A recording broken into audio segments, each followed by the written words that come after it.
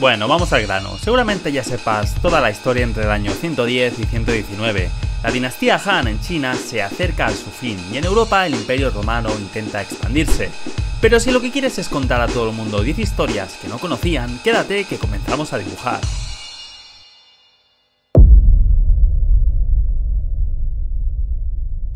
Empezamos con el 210, cuando el Imperio Romano, bajo el mando del emperador Septimio Severo, quiso hacerse con Escocia, pero ¿sabías que la lió un poco en su intento? Desde el inicio de la invasión en el 208, las legiones romanas se enfrentaron a unos resistentes escoceses. En solo 2 años sufrieron pérdidas devastadoras, con miles de soldados caídos.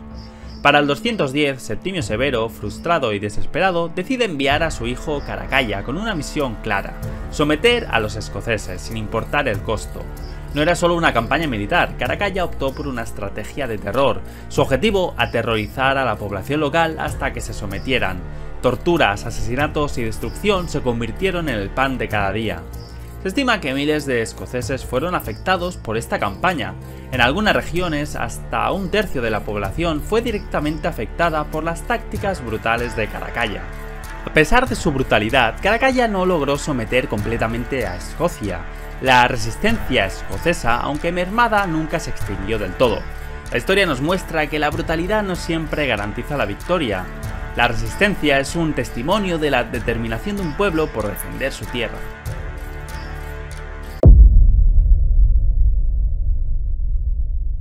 Al año siguiente, concretamente el día 4 de febrero, el Imperio Romano se llevó un buen susto, con una historia de poder, traición y legado, un culebrón de la época.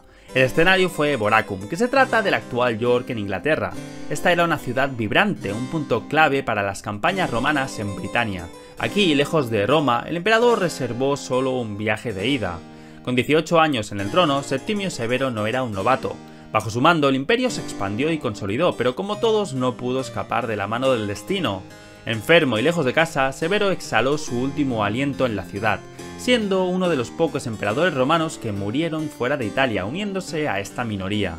No todos los emperadores recibieron este honor, pero el Senado decidió que Severo era digno de ser deificado. Convertirse en un dios no era algo común, otro hecho que pocos emperadores consiguieron. Caracalla y Geta, hijos de Severo, asumieron el manto imperial, pero como en toda buena historia, compartir el poder no es fácil. Un pequeño spoiler, las cosas se pondrían complicadas.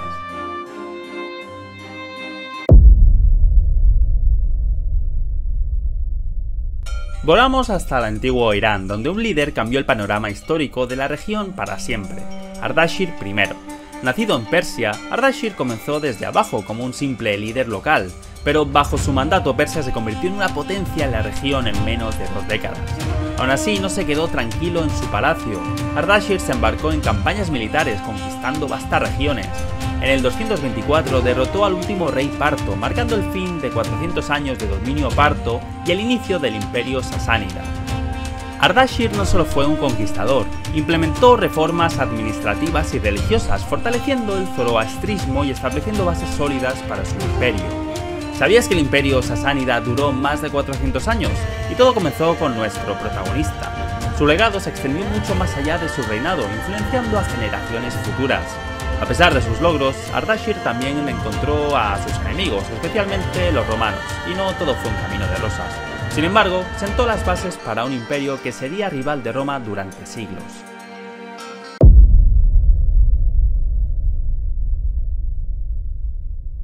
El lujo y la arquitectura se fusionaron en un spa que era una obra maestra, las termas de Caracalla. Corría el año 213 bajo el reinado del emperador. Roma estaba en su apogeo y buscaba formas de demostrar su grandeza. Aquí es donde aparece un spa, pero a lo grande. Las termas no eran solo para bañarse, eran centros de socialización, deporte y cultura. Con una extensión de 25 hectáreas podían albergar a más de 1500 personas al mismo tiempo. Estas termas contaban con piscinas frías, templadas y calientes, gimnasios, bibliotecas y jardines. Todo esto adornado con mosaicos, esculturas y mármoles de alta calidad. Pero ¿cómo mantenían calientes esas enormes piscinas? Pues fue gracias a un sistema de hipocausto, un método de calefacción subterránea que distribuía el calor por toda la estructura. Vamos, la ingeniería romana en su máxima expresión. Más allá de darse un baño, las termas era un punto de encuentro, donde se charlaba sobre política, filosofía o el último chisme, mientras te dabas un chapuzón en aguas termales. Las termas de Caracalla son la prueba de que los romanos sabían cómo juntar el negocio con el placer, y aún hoy dejarnos con la boca abierta y las ganas de bañarnos.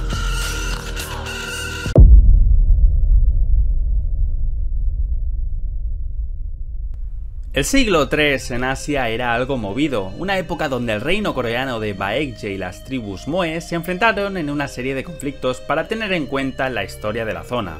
Baekje, uno de los 3 reinos de Corea, estaba en su apogeo también. Fundado en el 218 a.C., para los años 210 ya contaba con un territorio extenso y una cultura desarrollada.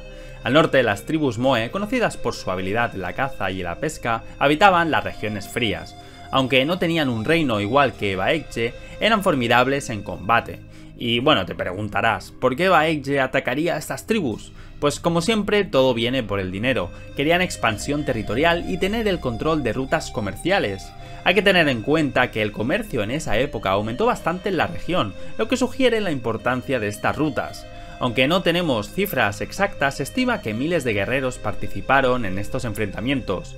Al principio, Baekje se llevó algunas victorias, pero con el tiempo estos conflictos desgastaron al reino, preparando el escenario para futuras luchas con sus vecinos.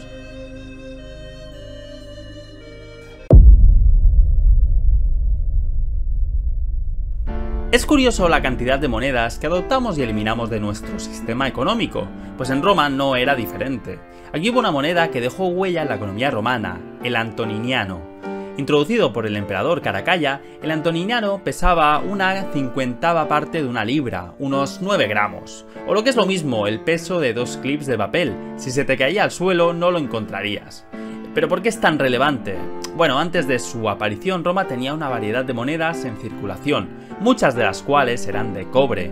Con la introducción del antoniniano, el cobre comenzó a desaparecer gradualmente. Para el 235, casi el 60% de las monedas en circulación ya no contenían este metal. Ahora, aquí viene la parte loca. Para mediados del siglo III, con la economía romana tambaleándose, el antoniniano se convirtió en la única moneda oficial. Vamos, se convirtió en un monopolio monetario. ¿Pero por qué pasó esto? Bueno, aquí hay teorías para aburrir. Algunos expertos creen que la sobreproducción de monedas de menor valor y la inflación jugaron un papel crucial. Otros piensan que fue una estrategia para controlar el poder económico. Sea cual sea la razón, lo que vemos es cómo una simple moneda puede contar la historia de un imperio entero.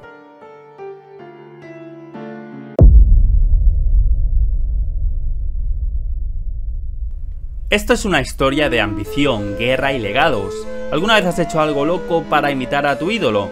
Yo muy posiblemente, y bueno, Caracalla ya llevó esto a otro nivel. El emperador tenía una obsesión con Alejandro Magno, y no es de extrañar, ya que Alejandro es conocido por sus conquistas épicas, pero Caracalla quería más que solo admirarlo, quería imitarlo. En su búsqueda de gloria, Caracalla provocó una guerra con Artabanus V de Partia. La razón, emular las hazañas de su ídolo. Un poco extremo, ¿verdad? Siguiendo los pasos de Alejandro, Caracalla y sus legiones cruzaron el río Tigris. Este río tiene más de 1800 kilómetros de longitud y ha sido testigo de innumerables batallas a lo largo de la historia. Solo un grupo de WhatsApp familiar supera esto. No contento con solo invadir, Caracalla arrasó ciudades y saqueó los sagrados mausoleos de Árbela. Imagina el valor cultural y histórico perdido en un capricho. Como resultado de esta campaña, Armenia, con una rica historia que se remonta a más de 2500 años, fue anexada al Imperio Romano. Un logro militar, sí, pero a un alto coste. La ambición de Caracalla por imitar a Alejandro Magno llevó a la destrucción y al cambio geopolítico. A veces, la obsesión con el pasado puede tener consecuencias devastadoras en el presente.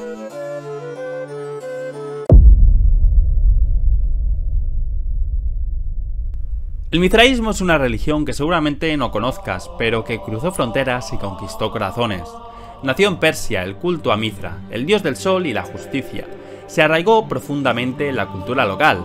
La mayoría de las inscripciones religiosas persas entre el año 100 a.C. y el 100 después de Cristo mencionan a Mithra. ¿Pero cómo llegó esta fe persa a las legiones romanas? La respuesta está en Asia y en sus conquistas.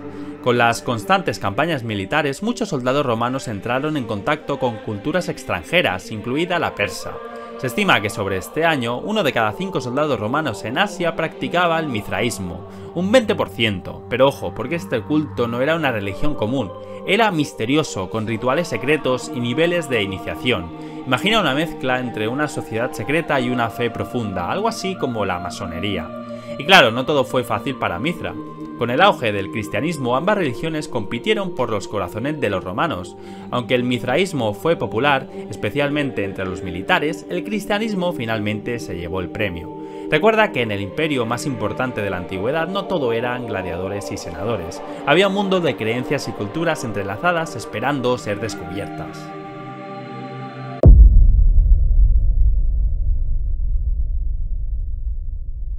Agárrate porque vienen curvas. Viajamos al 8 de abril de un año muy importante en el Imperio Romano. Caracalla, conocido por su temperamento violento y por su controvertida política de dar ciudadanía romana a todos los habitantes del imperio, estaba en la cima del poder. Pero como bien sabemos, el poder atrae enemigos. Mientras estaba cerca de Edesa, un grupo de sus propios soldados, aquellos que en teoría debían protegerlo, lo asesinaron. Ya te puedes imaginar la sorpresa del mundo al enterarse que el líder del vasto imperio romano había caído a manos de su propia guardia. Marco Opelio Macrino, jefe de la guardia pretoriana, no perdió el tiempo. Se autoproclamó emperador. Es interesante ver que menos del 5% de los emperadores romanos murieron de causas naturales. Vamos, que es un trabajo bastante peligroso. Julia Domna, esposa de Septimio Severo y madre de Caracalla y Geta, había sido una figura poderosa en Roma. Su influencia era indiscutible y su linaje estaba destinado a gobernar. Pero tras la muerte de su hijo, el dolor y la desesperación la llevaron a tomar una decisión drástica, y ya imaginas cuál. Y de lo que no hay duda es que la historia romana está llena de intrigas, traiciones y giros inesperados.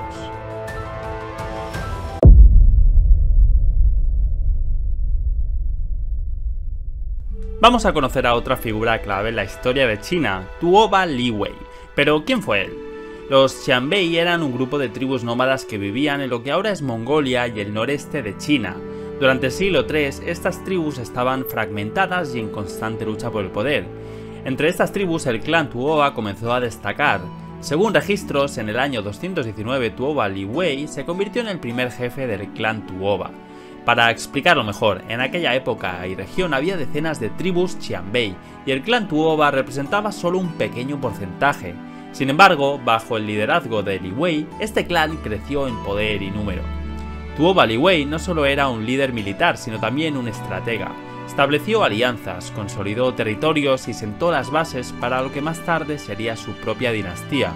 Porque gracias a su liderazgo, los Tuoba eventualmente fundaron la dinastía Wei del Norte, que duró casi 150 años.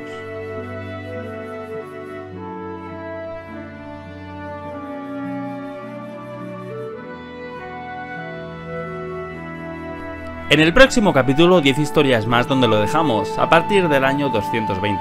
Si te ha gustado no olvides suscribirte y darle a like para seguir dibujando la historia juntos, ya que de historias va la cosa.